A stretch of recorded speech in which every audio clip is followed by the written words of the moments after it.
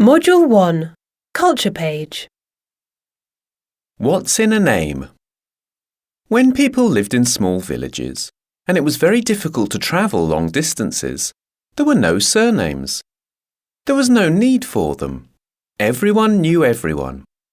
However, as villages grew larger and more crowded, people needed a way to tell the difference between people with the same name. The easiest way to do this was to describe them. The one whose father is a teacher. The one who lives near the river. The one with red hair. Eventually, these ways of identifying people grew into surnames as we know them today. In England, surnames have existed since 1066, and they come from a variety of places or from appearance, location of home, trades, and almost anything else one can imagine. Probably the oldest and most common type of surnames are those which are connected to a place.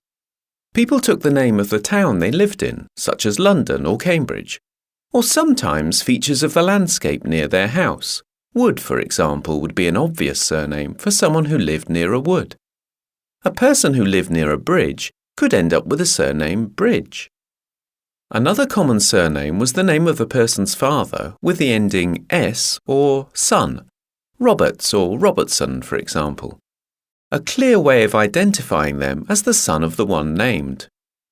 Descriptive names such as Little or Oldman also often appear.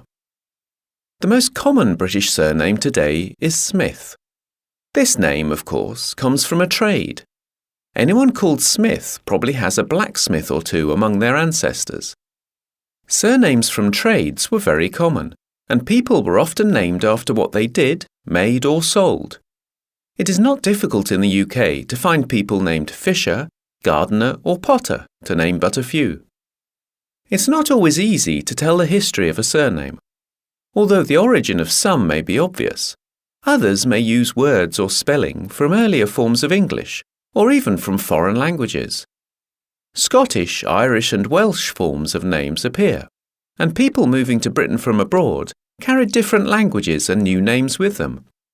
However, a little research online can usually quickly uncover the history behind a surname and teach us something about our family's past.